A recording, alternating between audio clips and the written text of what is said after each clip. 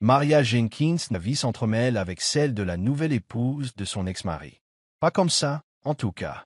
Elle était divorcée de Daniel depuis près de 3 ans lorsque Vanessa est entrée en scène, une petite blonde au maquillage parfait et au rire qui semblait emplir chaque pièce où elle entrait. « Tu vas l'adorer », avait insisté Jen, la sœur de Daniel, autour d'un café. Elle est formidable avec les enfants, et elle rend Daniel si heureux.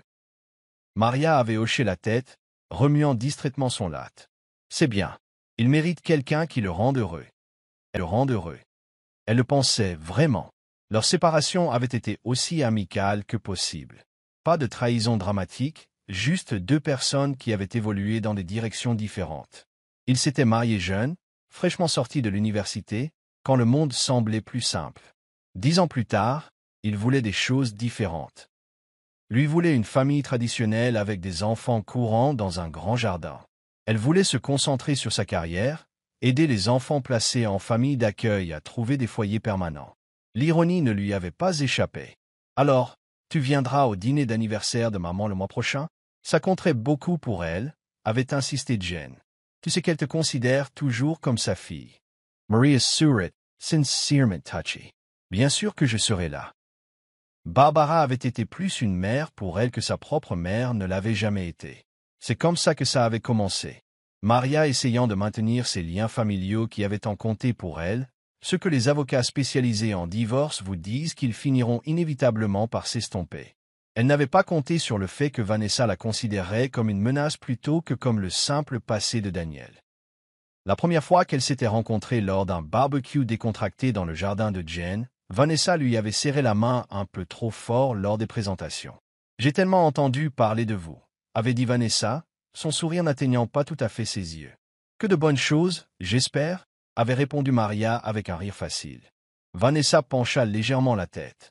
« Daniel a mentionné que vous travailliez avec des enfants, mais que vous n'en avez jamais voulu vous-même. » Et juste comme ça, Maria sut exactement où elle en était. Thanksgiving chez les Anderson avait toujours été la fête préférée de Maria. Même après le divorce, Barbara insistait pour qu'elle se joigne à eux. « Tu es de la famille, ma chérie. Papier ou pas papier, » avait-elle dit. Maria arriva tôt pour aider à la cuisine. La routine familière d'éplucher les pommes de terre et d'étaler la pâte à tarte aux côtés de Barbara lui donnait l'impression d'être à la maison. Quand Daniel arriva avec Vanessa, la température dans la pièce sembla chuter de 10 degrés malgré la chaleur du four. Vanessa portait une robe pull moulante et apporta un centre de table élaboré qui fit paraître la bouteille de vin de Maria négligente en comparaison. « Oh, du vin !» dit Vanessa lorsque Maria l'attendit à Daniel. Comme c'est traditionnel.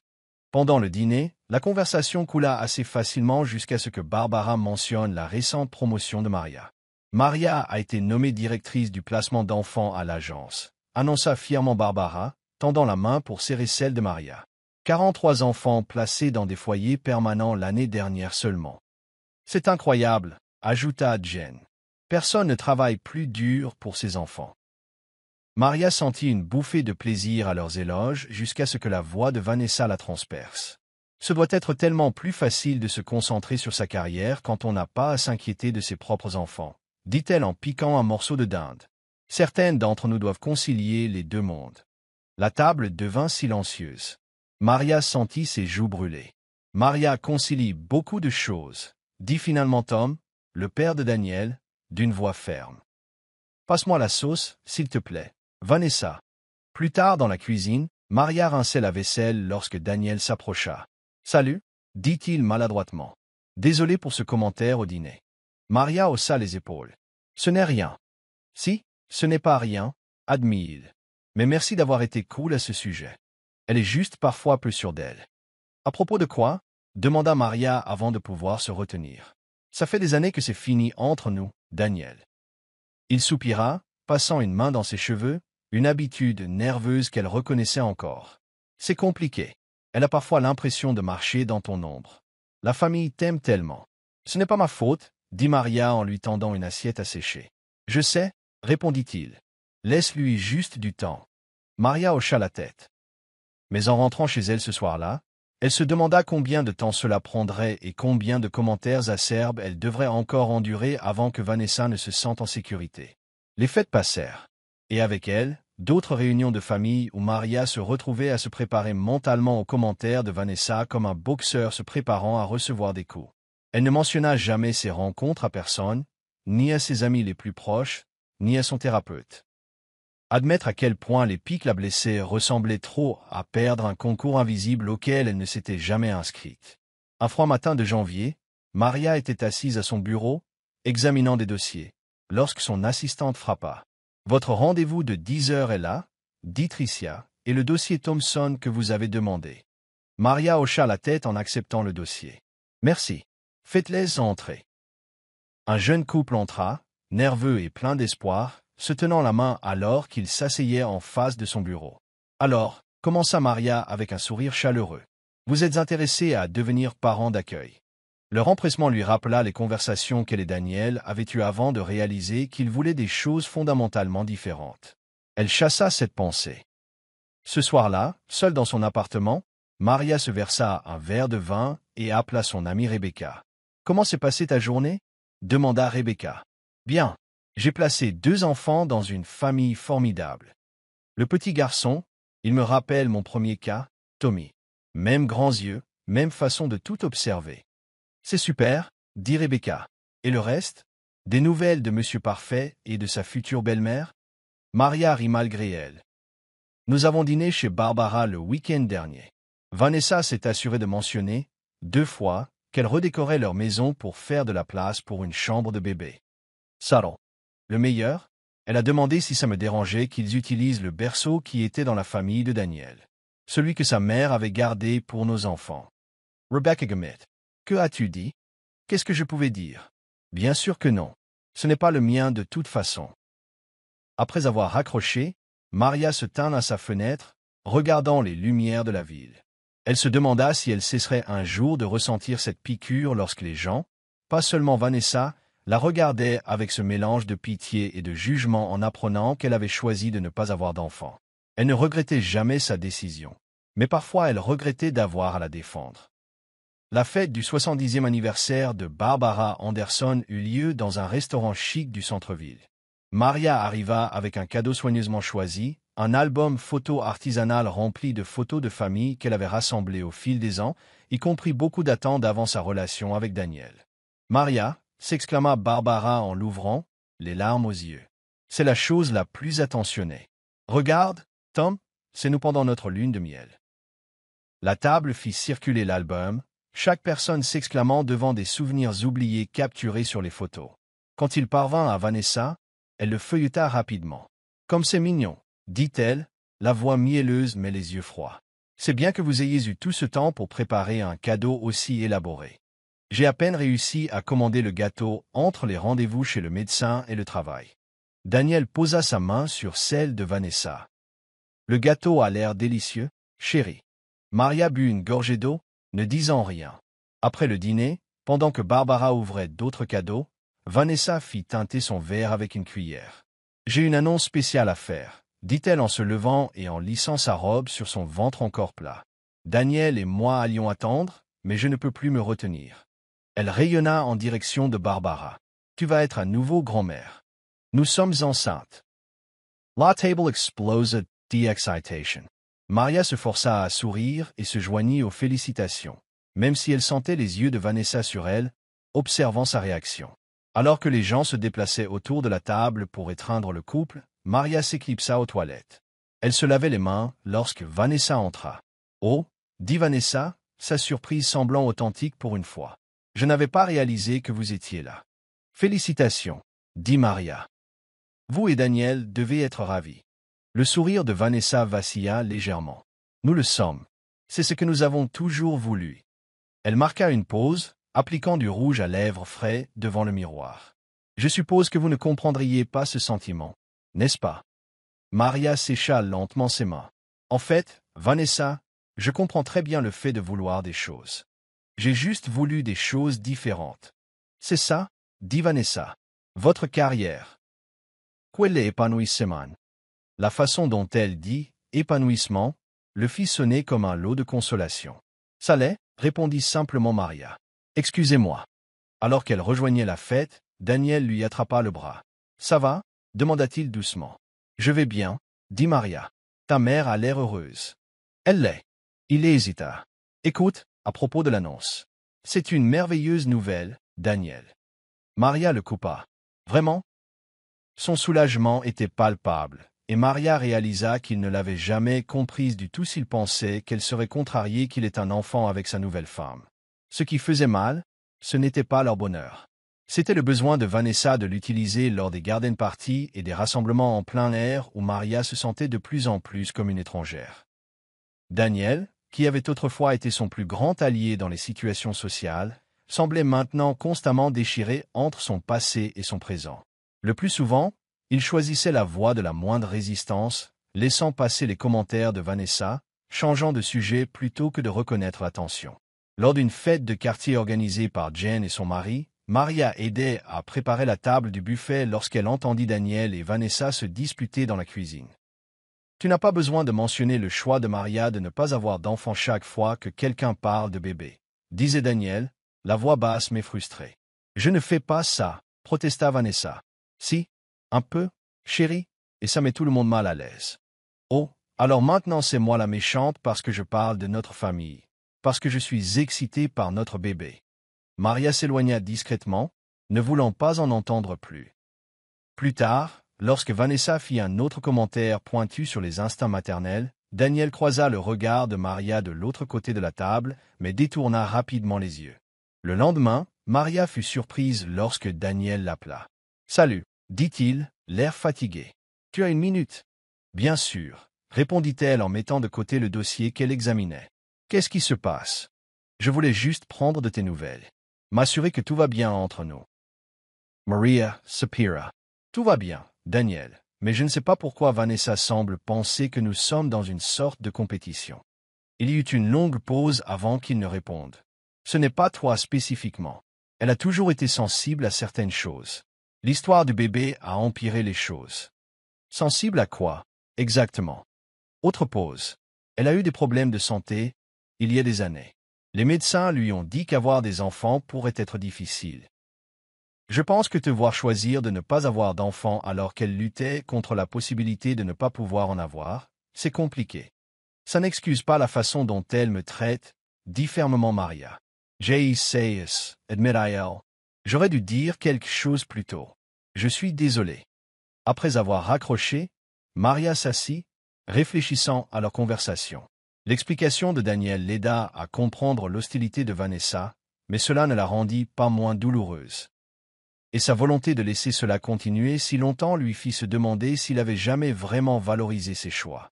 Bon, tout le monde, revoyons ces statistiques de placement, dit Maria, debout en tête de la table de conférence où son équipe était assise avec des carnets et des ordinateurs portables ouverts. Nous avons eu un excellent trimestre, mais il y a encore place à l'amélioration.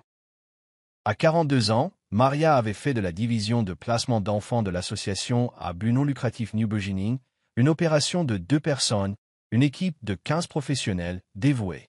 Les murs de son bureau étaient couverts de photos d'enfants souriants avec leur nouvelle famille, des rappels permanents de la raison pour laquelle la paperasse et les longues heures en valaient la peine. Les jumeaux de Martina, des nouvelles, demanda-t-elle à sa nouvelle assistante sociale, Zoé. La visite à domicile s'est bien passée, rapporta Zoé. Les Palmer sont nerveux, mais excités. Je pense qu'ils seront prêts pour le placement le mois prochain si les approbations finales arrivent. Maria hocha la tête. Bien. Assurons-nous que toutes leurs questions soient répondues avant cela. Les parents adoptifs pour la première fois ont toujours des appréhensions de dernière minute. Après la réunion, son assistante lui tendit une pile de messages. La famille Anderson a appelé, quelque chose à propos d'une invitation à une baby shower, dit Tricia, et le comité de surveillance de l'État veut reporter l'examen de la semaine prochaine. Maria hocha la tête. Merci, je m'occuperai du comité, de la douche. Elle hésita. Je m'en occuperai aussi. Ce soir-là, Maria retrouva son amie Rebecca pour leur dîner hebdomadaire. Alors, ils t'ont invité à la baby shower? Demanda Rebecca, incrédule, après que Maria l'eut mise au courant. C'est gênant. Maria haussa les épaules, prenant une bouchée de ses pâtes. Barbara insiste. Elle essaie toujours de faire comme si tout était normal. Puis basse. Je suis un peu obligé. Barbara a été si bonne avec moi, et ça lui ferait de la peine si je n'y allais pas. Rebecca haussa un sourcil. Tu es trop gentille, tu sais ça? La plupart des gens ne s'infligeraient pas ça. Peut-être, concéda Maria, mais je ne le fais pas pour Vanessa ni même pour Daniel. Barbara et Tom sont ce que j'ai de plus proche de parents depuis la mort de mon père et le déménagement de ma mère en Arizona avec ce type des bateaux de croisière. En parlant de ta mère, tu as eu de ses nouvelles récemment. Maria rit sans humour. Une carte postale des Bahamas le mois dernier. Elle disait, et je cite, « Je passe un moment merveilleux. Tu devrais essayer de prendre des vacances de temps en temps au lieu de travailler si dur. » Charmante comme toujours, marmonna Rebecca. Ouais, ça me fait apprécier Barbara encore plus. Maria enroula des pattes autour de sa fourchette. Tu sais ce qui est drôle? Tout le monde pense que j'ai choisi de ne pas avoir d'enfant à cause de ma carrière, mais honnêtement, c'était plus pour ne pas vouloir répéter les erreurs de mes parents. Tu as déjà dit ça à Daniel. Maria secoua la tête. Ça n'a jamais semblé pertinent. Il voulait des enfants. Moi non. Le pourquoi n'avait pas d'importance au final. Peut-être que ça importerait à Vanessa, suggéra doucement Rebecca. Peut-être, acquiesça Maria, mais je ne suis pas sûr qu'elle soit intéressée à me comprendre. C'est plus facile pour elle de me voir comme l'ex-obsédé par sa carrière qui ne voulait pas de famille. La célébration de Pâques chez les Anderson avait toujours été un grand événement. Chasse aux œufs pour les petits-enfants, le fameux jambon glacé au miel de Barbara, et Tom cachant des lapins en chocolat dans des endroits impossibles à trouver dans la maison. Maria arriva avec sa contribution traditionnelle, des petits pains de Pâques faits maison que Barbara lui avait appris à faire des années auparavant. Vanessa, maintenant visiblement enceinte de 5 mois, tenait salon dans le salon, entourée de membres de la famille posant des questions sur le bébé. Nous avons décidé de ne pas connaître le sexe, disait-elle alors que Maria entrait. Mais Daniel est convaincu que c'est un garçon. L'intuition maternelle me dit que c'est une fille. Maria se glissa dans la cuisine pour aider Barbara, reconnaissante de l'excuse pour éviter les conversations sur le bébé. « Te voilà » s'exclama Barbara. « J'espérais que tu arriverais tôt. Pourrais-tu m'aider avec les œufs mimosa? Mon arthrite me fait des siennes. »« Bien sûr, » dit Maria en se lavant les mains à l'évier. « Comment te sens-tu sinon ?»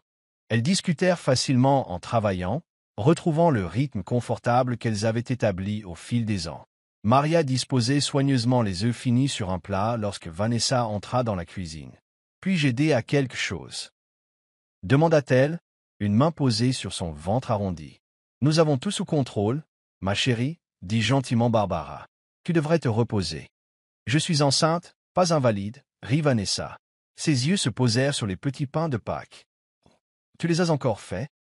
La façon dont elle dit « encore » le fit sonner comme une tradition fatiguée plutôt que chérie. « Un favori de la famille » répondit Maria avec un sourire forcé. « J'ai apporté ces macarons français de cette boulangerie du centre-ville » continua Vanessa. « Ce que tout le monde a adoré à Noël. »« C'est attentionné » dit Barbara. « Nous aurons un sacré assortiment de desserts. » Lorsque le dîner fut servi, tout le monde se rassembla autour de la grande table à manger. Tom dit le bénédicité, puis les plats commencèrent à circuler. La conversation coula facilement jusqu'à ce que Mike, le frère de Daniel, interroge Maria sur son travail. Comment va ce nouveau programme? Celui pour les enfants plus âgés qui sortent du système de placement? Maria Essalomina. Ça se passe bien. Nous avons obtenu un financement pour 5 appartements de transition, et en parlant de transition. Interrompit Vanessa. Nous avons travaillé sur la chambre de bébé. Daniel a transformé son bureau à domicile en la plus belle chambre de bébé, des peintures murales peintes à la main, des meubles sur mesure. Maria se tut pendant que Vanessa détaillait leur plan pour la chambre de bébé. Pour respirer, Barbara essaya de réorienter la conversation. Maria, vous parliez du logement de transition. Avant que Maria ne puisse répondre, Vanessa reprit la parole. Ce doit être si différent de travailler avec ces adolescents difficiles. Je ne peux pas imaginer, surtout maintenant que je vis ce que c'est que de créer réellement une vie. Elle tapota son ventre. Il n'y a rien de tel que de savoir que vous mettez votre propre enfant au monde. La table devint silencieuse. Même Daniel avait l'air mal à l'aise. Vanessa, murmura-t-il. Quoi? Demanda-t-elle innocemment. Je dis juste qu'il y a un lien spécial quand c'est votre propre enfant. Le travail de Maria est important aussi, bien sûr. Maria posa sa fourchette. Excusez-moi, dit-elle doucement en se levant de table. J'ai besoin d'air. Dehors, sur le porche, elle prit de profondes bouffées d'air printanier. La porte s'ouvrit derrière elle, et elle se tourna, s'attendant à Daniel ou Barbara. Au lieu de cela, c'était Tom, portant 2 verres de bourbon. « Je pensais que tu en aurais besoin, » dit-il en lui entendant un. « Merci, » répondit-elle en prenant une gorgée reconnaissante. Ils restèrent un moment dans un silence confortable avant que Tom ne prenne la parole. « Tu sais, ma sœur n'a jamais eu d'enfant. » dit-il, par choix, comme toi. Elle a passé sa vie à enseigner aux enfants des autres. Certains de ses élèves lui rendent encore visite. 50 ans plus tard, il regarda Maria. La famille prend toutes les formes. Maria sentit les larmes lui monter aux yeux. « Merci, Tom. Ne la laisse pas t'atteindre, » continua-t-il. « Elle combat des démons qui n'ont rien à voir avec toi. » Quand ils retournèrent à l'intérieur, la conversation avait changé de sujet. Mais Maria sentit les yeux de Vanessa la suivre pour le reste de la soirée. La baby shower eut lieu dans un salon de thé chic du centre-ville, organisé par Jen et Barbara. Malgré ses réserves, Maria avait aidé à la planification, obtenant le lieu grâce à une relation client et assemblant les cadeaux pour les invités la veille. Des femmes du travail de Vanessa, du quartier et de la famille de Daniel remplissaient la pièce, s'exclamant devant de minuscules vêtements et du matériel de puériculture pratique. Maria avait soigneusement choisi son cadeau, une collection de livres pour enfants classiques, chacun portant une dédicace attentionnée sur la joie de lire ensemble. « C'est l'heure des jeux. » Jen annonça après que les sandwichs et les scones eurent été servis. « D'abord, devinez la nourriture pour bébé. » Maria participa de bonne grâce aux activités idiotes de la baby shower, déterminée à être bonne joueuse. Elle s'amusait réellement pendant le jeu de l'épingle à linge. « Ne dis pas bébé » lorsqu'elle entendit Vanessa parler à une collègue près de la table des cadeaux. « C'est l'ex de Daniel ?» demandait la femme d'une voix pas tout à fait basse. « Oui » répondit Vanessa. Barbara a insisté pour l'inviter. Elles sont toujours proches. N'est-ce pas bizarre de la voir ici? À ta baby shower? La voix de Vanessa baissa, mais pas assez. Alors qu'elle s'excusait et se dirigeait vers les toilettes, s'enfermant dans une cabine, elle appuya ses mains contre ses yeux, se forçant à ne pas pleurer. Dans tous les commentaires acerbes et les pics subtils, Vanessa n'était jamais allée aussi loin que de remettre en question sa féminité. Un coup à la porte de la cabine la fit sursauter. « Maria ?» C'était Jen. « Ça va ?» Maria prit une profonde inspiration et ouvrit la porte. « J'ai vu. J'avais juste besoin d'une minute. » L'expression inquiète de Jen indiqua clairement qu'elle avait aussi entendu le commentaire de Vanessa. Elle n'avait pas le droit de dire ça. Pas le droit du tout. « Ce n'est rien, » dit automatiquement Maria. « C'est grave, » insiste Jen. « Je vais dire quelque chose. » Maria lui attrape le bras. « S'il te plaît, ne fais pas ça. Ça ne fera qu'empirer les choses. » À quel point ça pourrait empirer?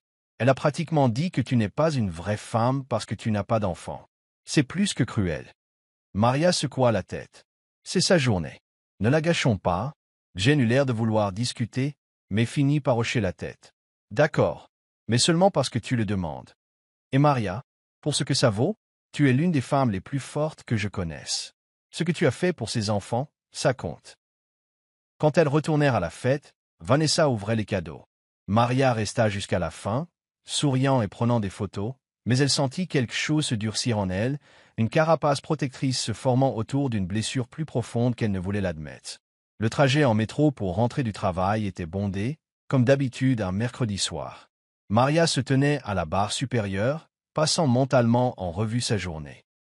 2 entretiens de placement réussis, une piste prometteuse pour le financement du programme de mentorat pour adolescents et une pile de paperasse qu'elle avait ramenée à la maison pour la terminer.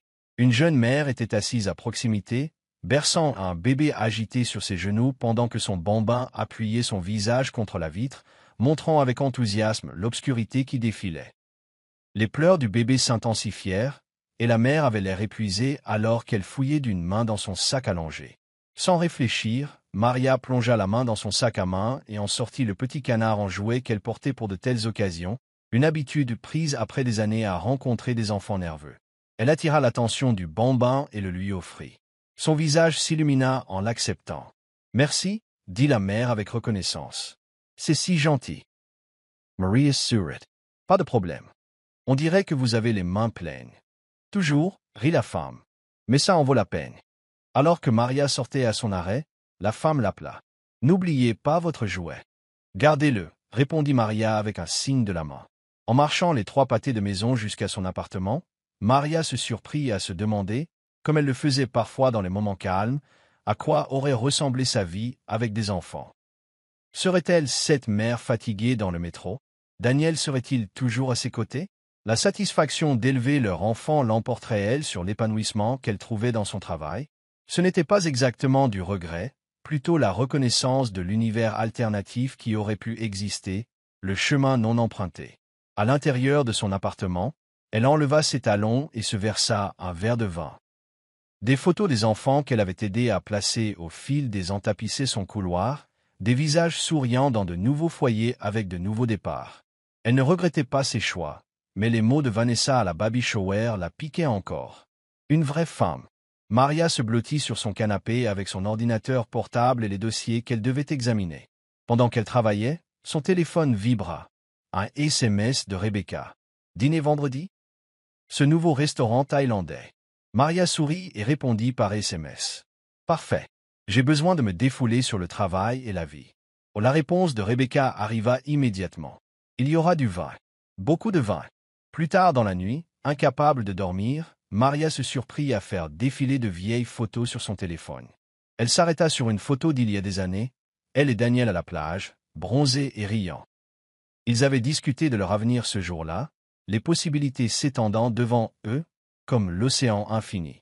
Je nous verrai bien avec 3 enfants, avait-il dit en dessinant des formes dans le sable. Je ne suis pas sûr que ce soit ce que je veux, avait-elle répondu honnêtement. Il avait eu l'air surpris. Tu serais une mère tellement formidable, pourtant. Peut-être, avait-elle convenu. Mais est-ce une raison suffisante pour en devenir une? Ils avaient mis la discussion de côté alors, tous deux supposant qu'ils avaient amplement le temps de régler ça. Mais la conversation était revenue encore et encore au fil des ans, jusqu'à ce qu'il devienne clair qu'ils voulaient des vies fondamentalement différentes. Maria rangea son téléphone et fixa le plafond. Elle ne regrettait pas sa décision. Mais parfois, elle se demandait si elle n'avait pas été trop rigide, trop peu disposée à faire des compromis. Puis elle pensa au visage sur les photos qui tapissaient son couloir, aux vies qu'elle avait aidé à changer, et à la liberté qu'elle avait de se consacrer entièrement à cette mission. Différents choix, différentes récompenses. Aucun chemin n'était parfait. Madame Jenkins. La voix de la réceptionniste tira Maria de ses pensées. Votre rendez-vous de 2 heures est là. Merci, ami. Faites-les entrer. Maria se leva, lissant sa jupe et se préparant à accueillir les futurs parents adoptifs qu'elle allait interviewer. Alors qu'ils entraient, un couple d'une 30aine d'années à l'air nerveux, elle repoussa fermement toutes les pensées de Vanessa, Daniel et des baby showers. M. et Madame Chen. Je suis Maria Jenkins. Veuillez vous asseoir. L'entretien se passa bien. Les Chen étaient réfléchis et préparés, posant des questions intelligentes sur le processus et partageant leur cheminement vers cette décision avec une honnêteté rafraîchissante. Nous avons essayé pendant des années, expliqua Madame Chen, mais après la 3e fausse couche, nous avons commencé à penser à l'adoption. Maria hocha la tête avec sympathie. Beaucoup de familles viennent à l'adoption après des difficultés de fertilité. C'est un chemin différent vers la parentalité, mais non moins significatif. C'est ce que nous en sommes venus à croire, dit M. Chen en prenant la main de sa femme. Une famille, c'est une question d'amour, pas de génétique. Après leur départ, Maria s'assit, réfléchissant à leurs paroles. Une famille, c'est une question d'amour, pas de génétique. C'était un sentiment qu'elle exprimait souvent aux parents adoptifs potentiels, mais l'entendre aujourd'hui avait une résonance plus profonde. Ce soir-là, Maria retrouva son amie Rebecca pour leur dîner thaïlandais. Alors, dit Rebecca après qu'elles eurent commandé, raconte. Qu'est-ce qui s'est passé? Encore des problèmes avec le couple parfait? Maria soupira. La baby shower a été difficile. Elle raconta le commentaire de Vanessa sur la vraie femme. Observant l'expression de Rebecca passer de l'incrédulité à l'indignation. C'est plus que méchant, déclara Rebecca. C'est tout simplement cruel. Je sais. Maria but une gorgée de son vin. Le truc, c'est que je me suis demandé pourquoi ça me dérange autant. Je suis sûr de mes choix. Je ne veux pas ce qu'elle a, mais tu veux être respecté pour qui tu es, souligna Rebecca. Et elle ne manque pas seulement de respect à tes choix. Elle remet en question ton identité en tant que femme. Maria hocha lentement la tête. Tu as raison. C'est exactement ça. Alors, qu'est-ce que tu vas faire? Continuer à attendre l'autre joue pour toujours? C'était une question juste.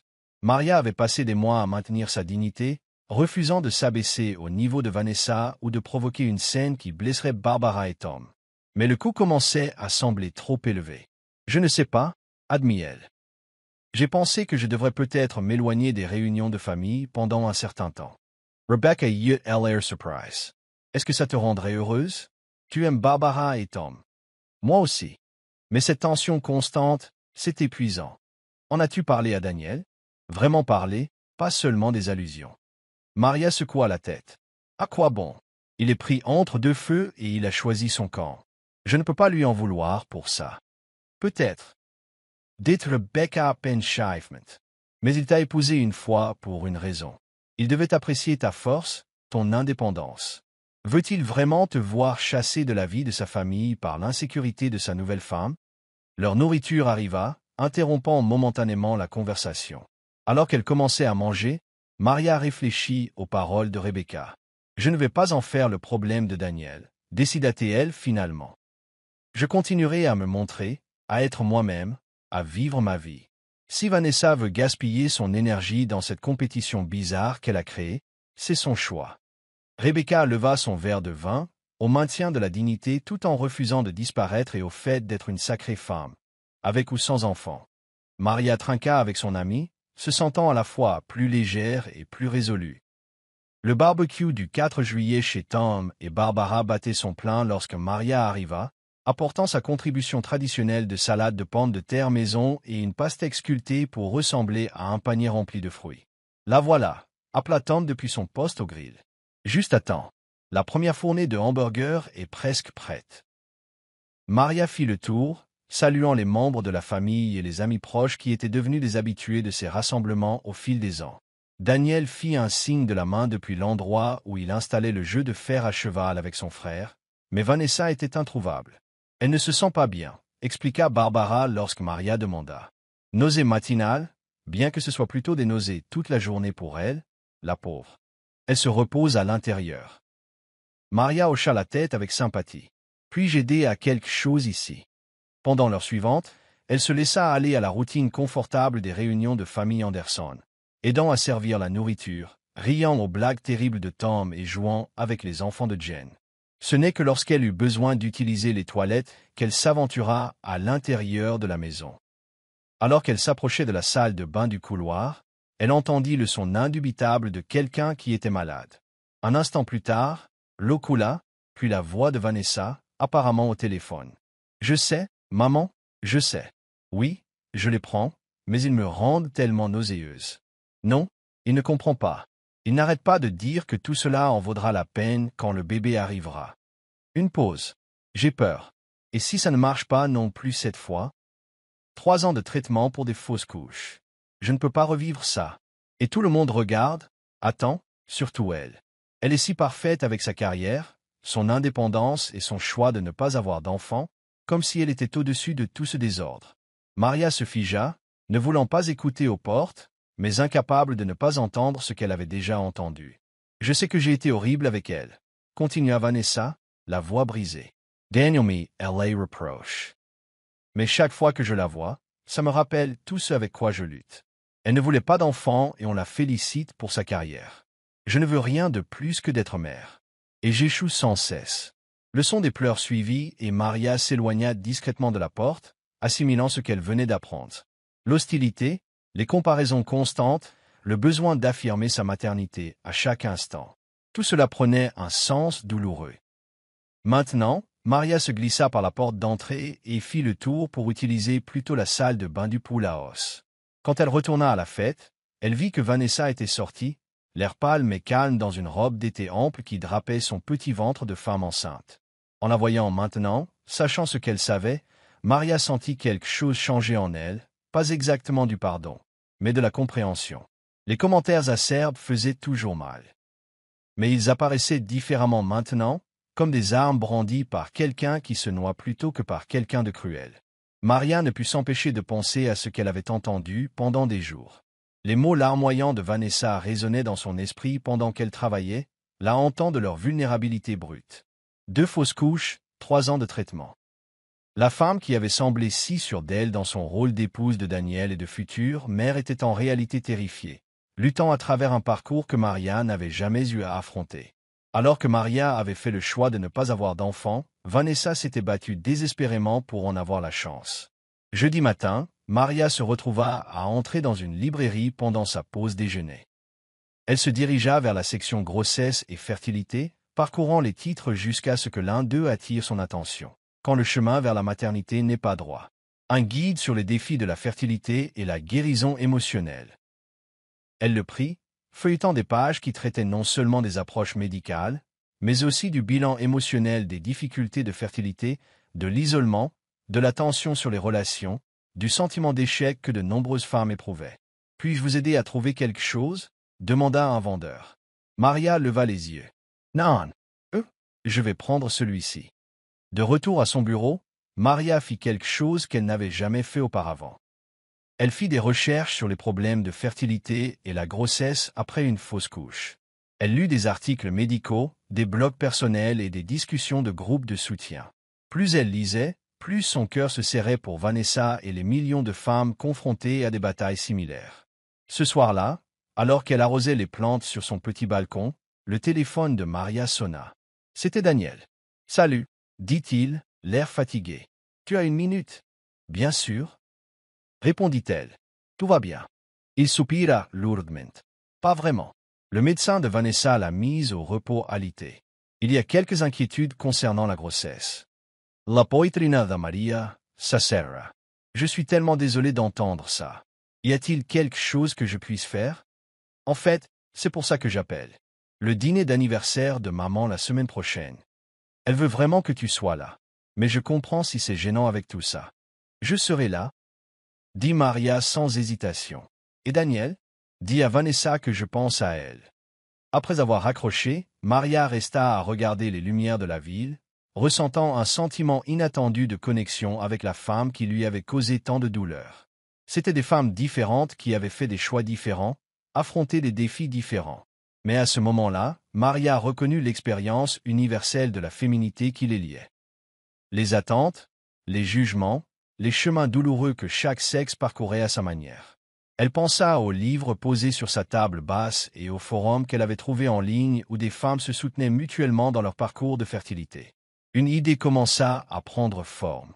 Le paquet resta sur le comptoir de la cuisine de Maria pendant 3 jours pendant qu'elle se demandait si l'envoyer était une bonne idée. À l'intérieur du sac cadeau de bon goût se trouvait le livre qu'elle avait acheté, des informations sur un groupe de soutien très réputé qui se réunissait près de chez Daniel et Vanessa, et une petite note manuscrite qui avait pris des heures à Maria pour la composer. Finalement, le dimanche après-midi, Maria se rendit chez Dani. Elle et Vanessa, un moment où elle savait que Daniel serait à sa partie de golf hebdomadaire avec son père et son frère. Cela devait se passer uniquement entre elle et Vanessa. Elle sonna à la porte, le cœur battant. Pas de réponse. Elle était sur le point de laisser le paquet sur le porche lorsque la porte s'ouvrit lentement. Vanessa se tenait là en peignoir, les cheveux attachés en un chignon désordonné, des cernes sous les yeux. « Maria » dit-elle, clairement confuse. « Daniel n'est pas là. »« Je sais » répondit Maria. « Je suis venue te voir, en fait. »« Je suis venue te voir, en fait. » Elle tendit le paquet. « J'ai entendu dire que tu ne te sentais pas bien. J'ai pensé que ça pourrait t'aider. » Vanessa hésita avant de l'accepter. « Merci. C'est inattendu. » Un silence gênant s'installa entre elles. « Il devrait te laisser te reposer, » dit Maria. « Enfin, j'espère que tu te sentiras mieux bientôt. » Alors qu'elle se tournait pour partir, Vanessa l'appela. « Voudriez-vous entrer juste une minute ?» La maison était impeccable, à l'exception du salon où des oreillers et des couvertures sur le canapé suggéraient que Vanessa y avait campé. Une tasse de thé à moitié bu reposait sur la table basse à côté de vitamines prénatales et d'une pile de livres sur les bébés. « Désolé pour le désordre, » dit Vanessa en s'asseyant prudemment sur le canapé. « Ordre du médecin, mouvements minimaux. »« Pas besoin de vous excuser, » l'assura Maria en s'asseyant dans un fauteuil en face d'elle. « Comment allez-vous? »« Honnêtement, terriblement. Effrayé, ennuyé à mourir. » Maria hocha la tête. « Le repos au lit doit être difficile. Le plus dur, C'est l'attente, se demander si chaque petit tiraillement signifie que quelque chose ne va pas à nouveau. La main de Vanessa se déplaça protectriquement vers son ventre. Maria désigna le paquet. « Ouvre-le si tu veux. » Vanessa le fit, sortant d'abord le livre. Ses yeux s'écarquillèrent légèrement en lisant le titre. « Comment avez-vous? »« Je vous ai entendu au téléphone au barbecue du 4 juillet, admit Maria. Je n'essayais pas d'écouter aux portes, mais j'allais utiliser la salle de bain. Bref, j'en ai entendu assez pour comprendre certaines choses que je ne comprenais pas avant. » Les joues de Vanessa rougirent. « Alors, vous savez pour les fausses couches. Les traitements. »« Oui. Et je suis vraiment désolé que vous ayez traversé ça. » Vanessa continua de déballer le sac, trouvant les informations sur le groupe de soutien, et enfin la note. Elle la déplia, lisant en silence. « Vanessa, il n'y a pas qu'une seule façon d'être une femme ou une mère. Certaines d'entre nous choisissent des chemins différents.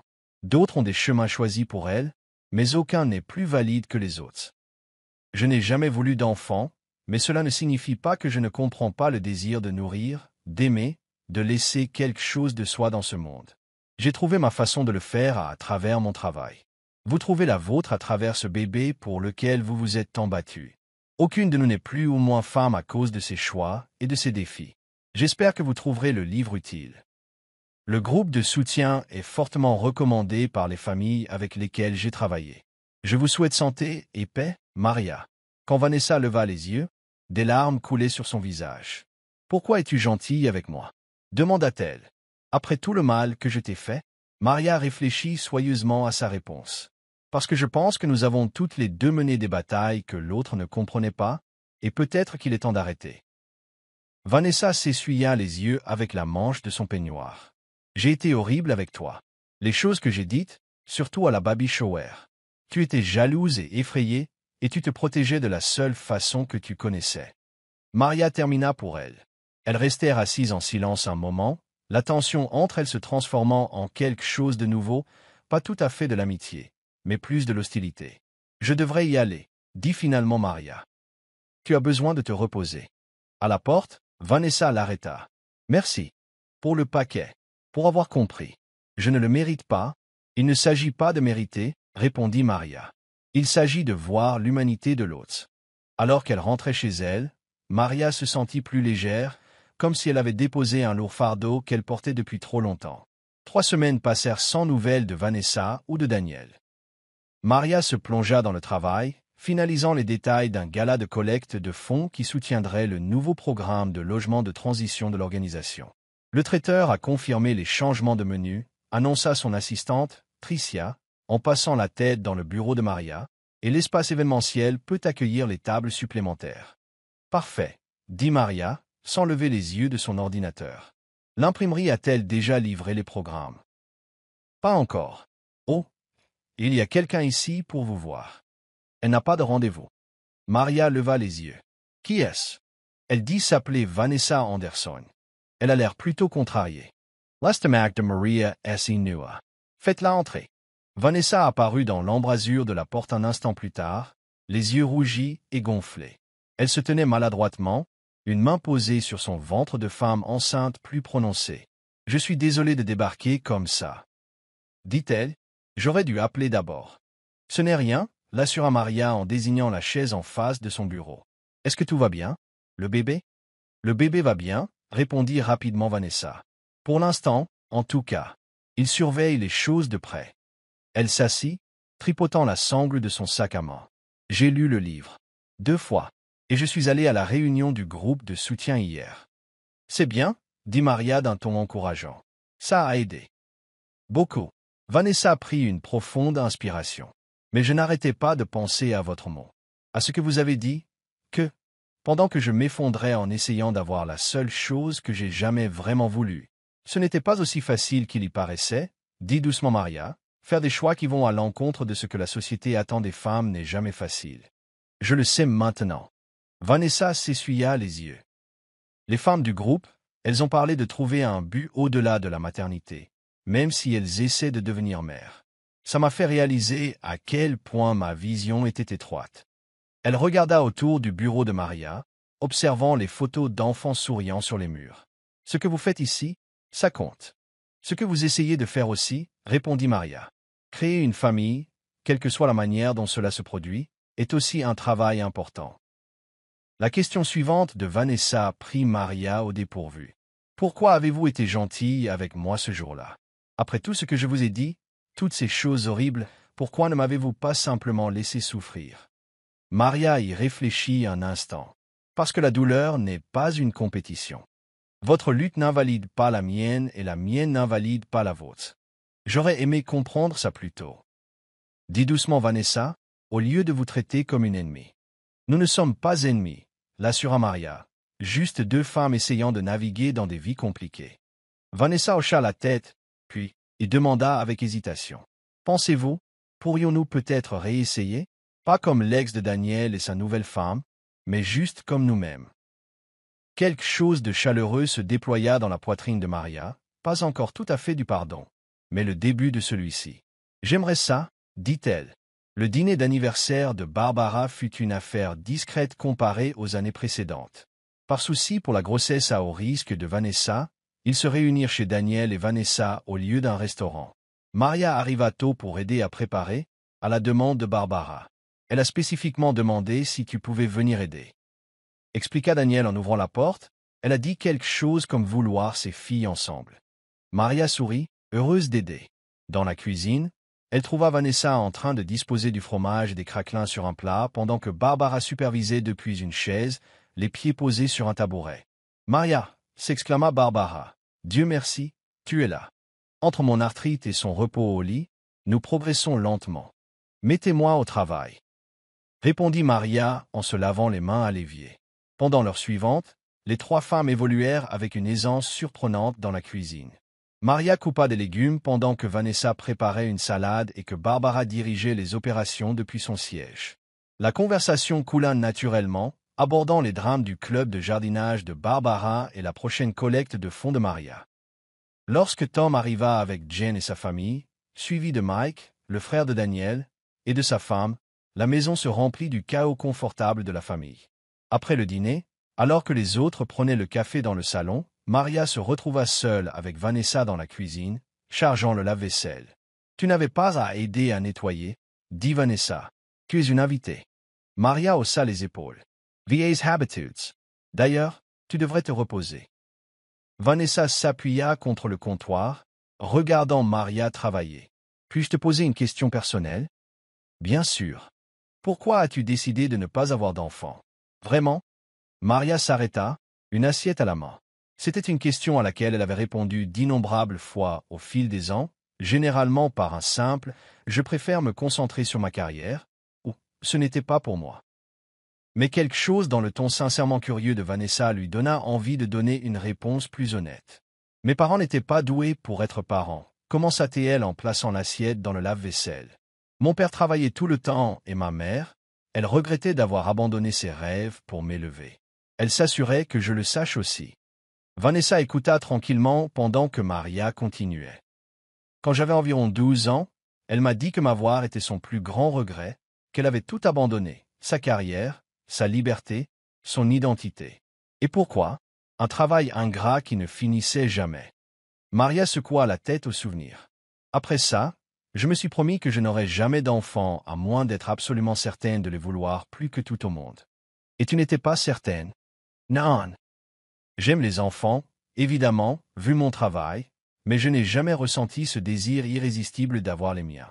Et j'ai pensé que c'était mieux que de les avoir pour de mauvaises raisons ou de leur en vouloir plus tard. Vanessa hocha lentement la tête. Ça a du sens. Je n'y avais jamais pensé de cette façon. Iti toi, demanda Maria. Pourquoi est-ce si important pour toi d'avoir un bébé? La question flotta dans l'air entre elles, plus lourde qu'elle n'aurait pu le paraître. J'ai toujours supposé que je serais mère, dit doucement Vanessa, depuis que j'étais une petite fille jouant à la poupée. C'était juste le plan. Se marier, avoir des bébés, être une famille. Quand les médecins m'ont dit pour la première fois que cela pourrait ne pas arriver facilement, voire pas du tout, c'est comme si le sol s'était dérobé sous mes pieds. Elle frotta distraitement son ventre de femme enceinte. 3 ans de traitement de fertilité. 2 fausses couches. Chacune ressemblait à un échec personnel. Comme si mon corps me trahissait. Elle leva les yeux vers Maria. Et vous étiez là, choisissant de ne pas faire la chose même que je voulais désespérément faire. Ça m'a rendu folle. Comme si vous jetiez quelque chose de précieux que je ne pouvais pas avoir. Je n'y avais jamais pensé de cette façon, admit Maria. Je sais. Et ce n'était pas juste de ma part de t'attaquer pour tes choix. Il n'avait rien à voir avec mes difficultés. L'honnêteté entre elles semblait nouvelle, fragile et importante. Pour ce que ça vaut, dit Maria, je pense que tu vas être une mère incroyable. Non pas parce qu'être mère fait de toi une vraie femme ou toutes ces bêtises, mais parce que tu t'es tellement battue pour cet enfant. Ce genre d'amour, ça compte. Des larmes montèrent aux yeux de Vanessa. Merci d'avoir dit ça. Lorsqu'elles rejoignirent les autres dans le salon, quelque chose avait changé entre elles. Une trêve était devenue une compréhension. Alors tu dis que toi et le monstre de la Baby Shower êtes en train de devenir amis? Demanda Rebecca, incrédule, en remuant son café. Après tout ce qu'elle t'a dit? Elles prenaient leur petit déjeuner à leur endroit préféré du week-end, un restaurant bondé où les pancakes valaient l'attente. Pas exactement amis, précisa Maria. Mais nous parlons vraiment. Elle raconta à Rebecca la conversation dans la cuisine, les révélations de Vanessa et sa propre honnêteté inattendue. « Wow !» dit Rebecca quand elle eut terminé. « C'est mature de ta part. Je ne suis pas sûre de pouvoir être aussi indulgente. Je ne suis pas sûre que le mot pardon soit le bon, songea Maria. C'est plus comme voir l'ensemble du tableau pour la première fois. » Plus tard dans la journée, Maria fut surprise de recevoir un SMS de Vanessa. « Voudrais-tu prendre un café cette semaine? Le docteur dit que je peux faire de courtes sorties maintenant. » Elles se rencontrèrent dans un café tranquille près du bureau de Maria. Vanessa était déjà assise lorsque Maria arriva, une tisane fumante devant elle. « Merci de me rencontrer, » dit Vanessa alors que Maria s'asseyait. « J'ai beaucoup pensé à notre conversation pour l'anniversaire de Barbara. »« Moi aussi. » Admit Maria. Vanessa tripota sa tasse. « Je dois m'excuser. Vraiment m'excuser pour tout ce que je vous ai dit au cours de l'année écoulée. Les commentaires sur votre carrière, sur le fait de ne pas avoir d'enfant, sur le fait de ne pas être une vraie femme. » Elle secoua la tête. C'était cruel et mal. « Merci, » dit simplement Maria. « Je vous utilisais comme cible pour toutes mes peurs et mes insécurités, » continua Vanessa. Chaque fois que quelqu'un faisait l'éloge de votre travail ou de votre indépendance, j'avais l'impression qu'on me jugeait parce que je voulais quelque chose de différent, parce que je luttais pour l'obtenir. Nos choix n'ont pas à être en compétition, souligna Maria. C'est ce que j'essayais de dire dans ma note. Je le sais maintenant, mais à l'époque. Vanessa Sapira. Les traitements de fertilité me rendaient émotive. Les hormones étaient des montagnes russes et chaque mois de déception ressemblait à un autre échec. J'avais besoin de quelqu'un à blâmer. Maria hocha la tête.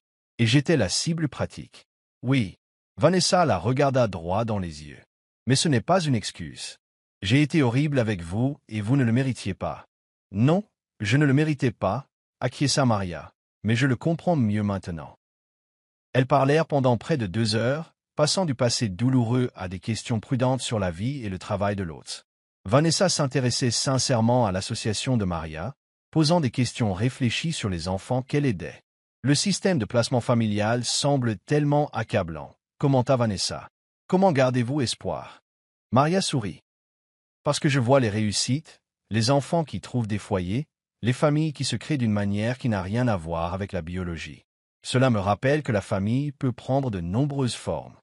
Alors qu'elle se préparait à partir, Vanessa demanda avec hésitation. Voudriez-vous me montrer un jour ce que vous faites au travail?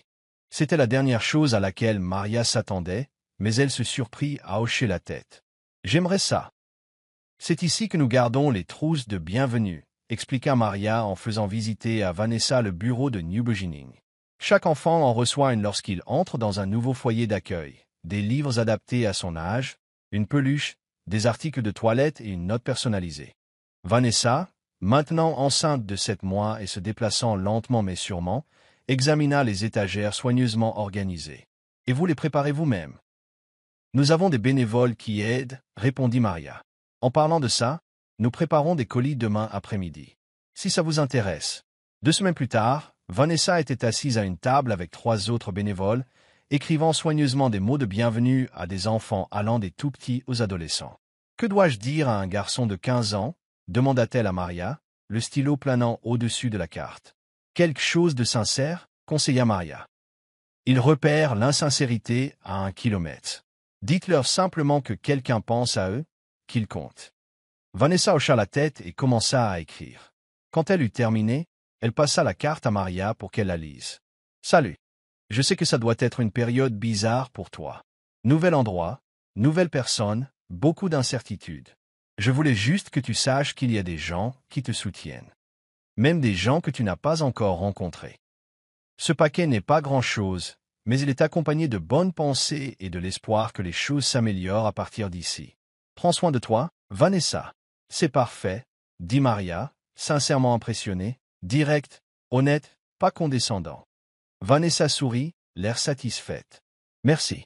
J'essaie de penser à ce que j'aurais voulu entendre à cet âge. » Après la fin de la session de bénévolat, Maria invita Vanessa à la rejoindre pour un déjeuner tardif. « Comment t'y sens-tu » demanda Maria alors qu'elle s'installait dans une banquette d'un café voisin.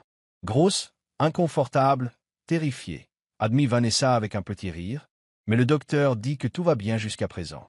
C'est une excellente nouvelle. Waze. Vanessa but une gorgée d'eau. Puis-je te dire quelque chose? Quelque chose que je n'ai même pas encore dit à Daniel. Maria hocha la tête, curieuse. J'ai réfléchi à ce qui se passera après la naissance du bébé. Vanessa posa ses mains protectrices sur son ventre arrondi. Avant, tout ce à quoi je pouvais penser, c'était de tomber enceinte, de rester enceinte. Mais maintenant que ça arrive vraiment, j'ai peur de me perdre dans la maternité.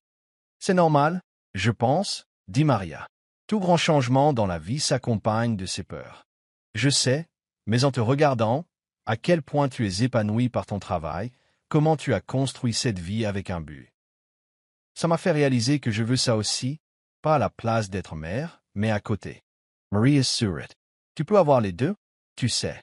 Ça n'a pas à être l'un ou l'autre. C'est ce que je commence à comprendre. Vanessa acquiesça. Je pensais, après la naissance du bébé et que les choses se seront un peu calmées, peut-être que je pourrais faire du bénévolat ici plus régulièrement. J'étais enseignante avant. De prendre ce poste, les enfants me manquent. Nous serions ravis de t'avoir, dit sincèrement Maria. Nous sommes toujours à la recherche de personnes ayant de l'expérience dans l'enseignement pour notre programme de tutorat. Alors qu'elles continuaient leur déjeuner, Maria réfléchit au tournant inattendu qu'avait pris leur relation.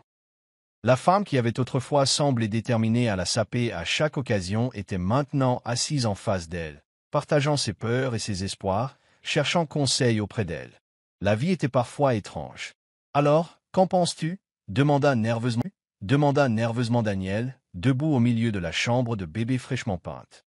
Vanessa voulait ton avis. Maria regarda autour de la joyeuse pièce jaune avec ses meubles blancs et ses touches sur le thème des animaux.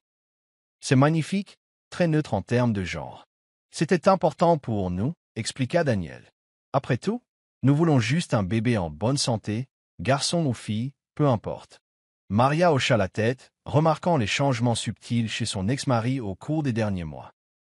Il y avait une douceur en lui maintenant quand il parlait du bébé, un instinct protecteur qui se manifestait dans la façon dont il planait près de Vanessa, anticipant ses besoins avant qu'elle ne les exprime. « Vanessa a mentionné que tu l'as aidée à l'association, » continua Daniel. « C'est inattendu. Bien inattendu, j'espère. » Certainement. Il sourit. Le premier sourire sincère qu'il lui adressa depuis des années. « Elle semble différente depuis que vous avez commencé à parler davantage, plus en paix. » D'en bas, Vanessa appela. « Elle est déjà là. J'ai besoin de son avis sur les livres dans le salon. » Vanessa avait disposé des dizaines de livres pour enfants sur la table basse. « J'ai besoin d'aide pour faire le tri, » expliqua-t-elle alors que Maria la rejoignait. « Lesquels devrions-nous lire en premier? Lesquels sont les meilleurs pour le développement? Il y a tellement d'avis en ligne. » Maria Ritt. Première règle de la parentalité. Tout le monde a un avis, et la plupart d'entre eux sont contradictoires. Vous allez devenir folle à essayer de tous les suivre. Non pas que vous le sachiez, dit automatiquement Vanessa, puis elle se couvrit immédiatement la bouche de la main. Oh mon Dieu, je suis tellement désolée. VA's habitudes. Mais Maria souriait. En fait, si, je sais. Pas par expérience personnelle, mais en travaillant avec des centaines de parents au fil des ans. Ceux qui s'en sortent le mieux sont ceux qui se font confiance et se concentrent sur ce qui fonctionne pour leur enfant en particulier. C'est en fait très utile, admit Vanessa. Alors, Qu'en est-il des livres? Commencez par ce que vous aimiez enfant, suggéra Maria. Partagez les histoires qui signifiaient quelque chose pour vous. Ce lien, votre joie de raconter, importera plus que de savoir si vous lisez le bon livre. Plus tard, alors qu'elles triaient ensemble les livres, Vanessa demanda doucement. Le regrettez-vous parfois, de ne pas avoir d'enfant? C'était une question que l'on avait posée à Maria d'innombrables fois au fil des ans, généralement avec un jugement à peine dissimulé sous la curiosité. Mais la question de Vanessa semblait différente. Un intérêt sincère plutôt qu'une accusation. Parfois, je me demande ce qu'aurait été le chemin non emprunté, répondit honnêtement Maria. Mais du regret? Non, ma vie est pleine de différentes manières. Vanessa hocha la tête pensivement. Je pense que je comprends mieux ça maintenant, depuis que je travaille à New Beginning, en voyant ce que vous y avez construit. Différents chemins pour nourrir, suggéra Maria. Exactement, sourit Vanessa. En parlant de ça, j'ai eu une idée dont je voulais te parler. L'appel arriva à 2h17 du matin, tirant Maria d'un sommeil profond. Maria? C'est Daniel. Vanessa a perdu les os. Nous allons à l'hôpital maintenant. Maria se redressa, immédiatement alerte. N'est-ce pas trop tôt? Elle n'est qu'à 36 semaines. Le docteur dit que c'est bon. Pas idéal, mais pas dangereux. Ils vont tout surveiller de près. Avez-vous besoin que je fasse quelque chose? Appelez quelqu'un? Non. Jen est en route pour l'hôpital, et elle préviendra le reste de la famille. Je voulais juste. Il hésita. Vanessa voulait que je t'appelle. Elle a dit que tu voudrais savoir. Une sensation de chaleur se répandit dans la poitrine de Maria. Dis-lui que je pense à elle. Et Daniel, bonne chance. 18 heures plus tard, Lily Grace Anderson voyait le jour, pesant 6 livres et 4 onces, en parfaite santé malgré son arrivée légèrement prématurée. Maria rendit visite à l'hôpital le lendemain, apportant des cadeaux non seulement pour le bébé, mais aussi pour les nouveaux parents épuisés. Elle est magnifique, dit sincèrement Maria en regardant le petit paquet dans les bras de Vanessa. Tu veux la tenir? Offrit Vanessa. Maria n'hésita qu'un instant avant d'accepter le nouveau-né, le berçant avec l'aisance exercée de quelqu'un qui avait tenu de nombreux bébés au fil des ans. Lily bâilla et se tortilla, ses minuscules traits se crispant momentanément avant de se détendre à nouveau. Elle t'aime bien, observa Daniel depuis le bord du lit d'hôpital. Gamine intelligente, répondit Maria avec un sourire, caressant doucement la joue douce du bébé. 3 mois passèrent dans un tourbillon de tétées nocturnes et de rendez-vous chez le pédiatre. Maria voyait régulièrement la nouvelle famille, parfois chez Barbara et Tom, parfois lorsque Vanessa amenait Lily à des événements bénévoles à New Beginning. Le bébé devint une figure incontournable du bureau, choyé par le personnel et les clients. C'est lors d'une de ces visites que Vanessa aborda le sujet pour la première fois. Nous avons réfléchi, hésita Vanessa, à agrandir notre famille, pas tout de suite. Évidemment, ajouta-t-elle en riant, jetant un coup d'œil à Lily, qui mâchouillait son poing avec satisfaction. Mais éventuellement. Maria hocha la tête d'un air encourageant. Le truc, c'est que, continua Vanessa, après tout ce que nous avons traversé pour avoir Lily, et en voyant ton travail ici, nous avons pensé à l'adoption. C'est merveilleux, dit sincèrement Maria. Mais pourquoi me le dis-tu comme si c'était une grande confession? Vanessa eut l'air penaude. Parce que nous voudrions ton aide, tes conseils. Tu connais le système mieux que quiconque. Maria était touchée. Bien sûr que j'aiderai. C'est mon travail après tout. C'est plus que ça, insista Vanessa. Nous voulons que l'enfant ou les enfants sachent pour toi, pour le rôle que tu as joué en les amenant dans notre famille. L'implication de cette déclaration, que Maria ferait partie intégrante de leur histoire familiale, ne lui échappa pas. 6 mois plus tard, Daniel et Vanessa entamèrent officiellement la procédure d'adoption avec l'agence de Maria. Ils suivirent des cours, complétèrent des études de milieu familial et préparèrent Lily, maintenant âgée d'1 an et commençant à marcher, à l'idée d'avoir des frères et sœurs. L'appel arriva un mardi après-midi. Maria frappa à la porte du bureau de Vanessa. Elle avait pris un poste à temps partiel de coordination du programme de tutorat à New Beginning après son retour de congé de maternité. « Tu as 1 minute ?» demanda Maria. Vanessa leva les yeux de son ordinateur. « Bien sûr, qu'est-ce qui se passe? » « Je viens de recevoir le dossier de quelques enfants qui ont besoin d'être placés, » dit Maria, essayant de garder une voix professionnelle malgré son excitation. Un frère et une sœur, âgés de 4 et 6 ans. Leur famille d'accueil actuelle déménage hors de l'État, et ils ont besoin d'un nouveau foyer. Leur assistante sociale a mentionné qu'ils s'adapteraient mieux à une famille qui a déjà un jeune enfant. Les yeux de Vanessa s'écarquillèrent. Êtes-vous en train de dire? Je dis qu'ils pourraient bien correspondre à votre famille, si vous et Daniel êtes intéressés à les rencontrer.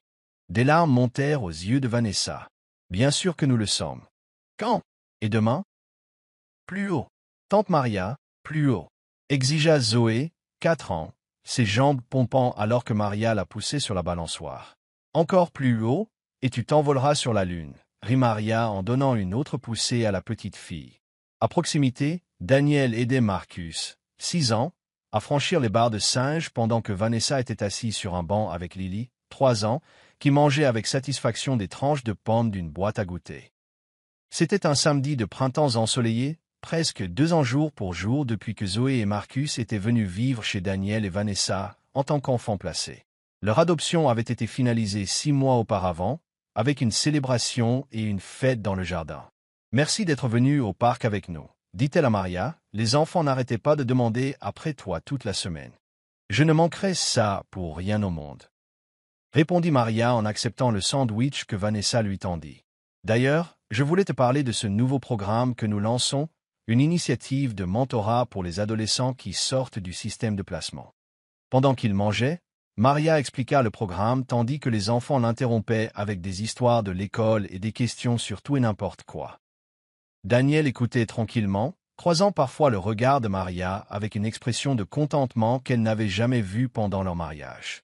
Après le déjeuner, les enfants coururent jouer sur le portique d'escalade tandis que les adultes restaient à table. « J'ai des nouvelles, » dit Maria. « On m'a offert un poste au Conseil consultatif de la protection de l'enfance de l'État. » « Maria, c'est incroyable, » s'exclama Vanessa. Daniel hocha la tête. Il n'aurait pas pu choisir une meilleure personne. Le truc, c'est que, continua Maria, ça impliquerait des déplacements, témoigner devant des comités législatifs, ce genre de choses. Tu seras incroyable à ça, l'assura Vanessa. Personne ne défend ses enfants mieux que toi. Maria sourit avec reconnaissance. Je pensais que certaines des auditions pourraient être intéressantes pour vos élèves plus âgés du programme de tutorat, l'engagement civique, voire le gouvernement en action. Excursion. Les yeux de Vanessa s'illuminèrent. Ce serait parfait pour notre groupe de lycée. Alors qu'ils continuaient à discuter des possibilités, Maria réfléchit au chemin étrange et sinueux qui les avait amenés ici, de rivales acharnés à quelque chose comme une famille. Pas conventionnellement, peut-être, mais une famille néanmoins. Plus tard, alors qu'ils remballaient pour partir, Zoé tira sur la manche de Maria. « Tante Maria, tu viens à mon récital de danse la semaine prochaine? Maman a dit que je pouvais t'inviter. » « Je ne manquerai ça pour rien au monde, » promit Maria. En regardant la famille se diriger vers leur voiture, Daniel portant une Lily fatiguée, Vanessa tenant la main des enfants plus âgés, Maria ressentit un profond sentiment de paix. Il y avait de nombreuses façons d'être une femme, de nombreuses façons de nourrir, d'aimer et de laisser sa marque sur le monde. Son chemin n'avait pas inclus de porter ses propres enfants, mais il l'avait mené ici, à un travail significatif, à des enfants qu'il appelait tant avec une affection sincère, à un lien complexe mais gratifiant avec les personnes les plus inattendues.